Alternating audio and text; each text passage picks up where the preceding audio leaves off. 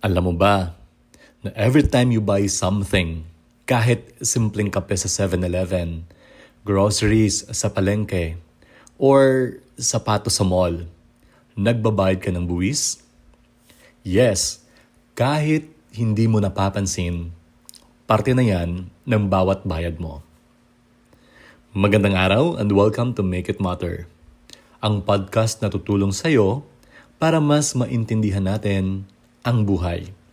Simple, praktikal, at suwak na suwak sa pang-araw-araw nating sitwasyon.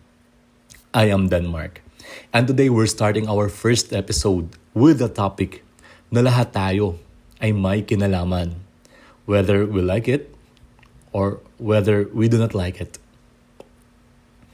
Today pag-uusapan natin ang Buwis 101, the taxes you pay when you buy. Ano ba talaga ang buwis sa simpleng pagkakaintindi natin? Bakit kailangan nating magbayad? At saan napupunta ang pera na yan? Let's go! Alamin natin. Ang buwis o tax ay pera na ibinabayad natin sa gobyerno para pondohan ang mga public services tulad ng mga kalsada, paaralan, ospital at marami pang iba. Kung walang buwis, hindi makakatakbo ng maayos ang ating bansa. Dalawa sa mga pinaka-common na taxes na binabayaran natin araw-araw ay ang value-added tax o VAT at ang excise tax. So let's discuss them briefly. Unahin natin ang VAT o value-added tax.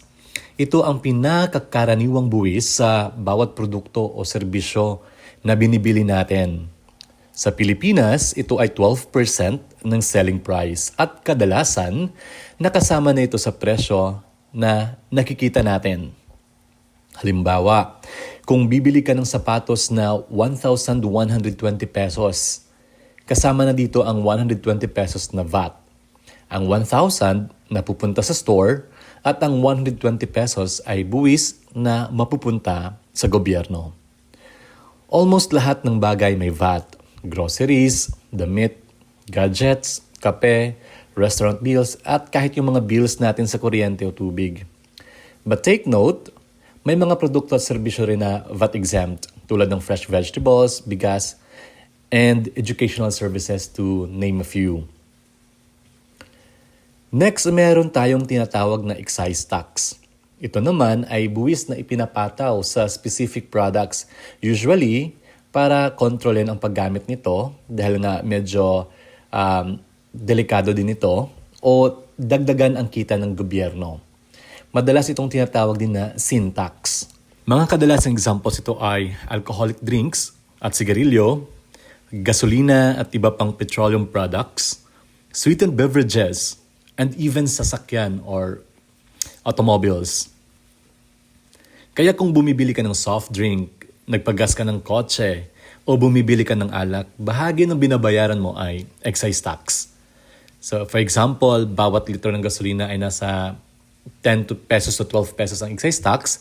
Itong tax na ito ay ginagamit naman ng gobyerno para punduhan ng mga proyekto tulad ng infrastructure at healthcare. In fact, ayon sa Revenue Regulations number 17 series of 2025, ang excise tax for a pack of cigarette halimbawa ay nasa 66 pesos and 15 centavos. Plus pa dyan ang value-added tax na nasa around 9 pesos and 168 centavos. So ang total tax sa bawat pack ay nasa 75 pesos and 318 centavos. Ito ay tax pa lang na idadagdag sa total landed cost ng produkto na iyon. No? Sa example natin, ito ay sa sigarilyo. So thinking about that kind of tax na pinapataw, magsisigarilyo ka pa ba? Well, siguro ang tanong mo ngayon, okay, nagbabayad na ako ng buwis, pero bakit ko pa kailangang malaman yan? Simple.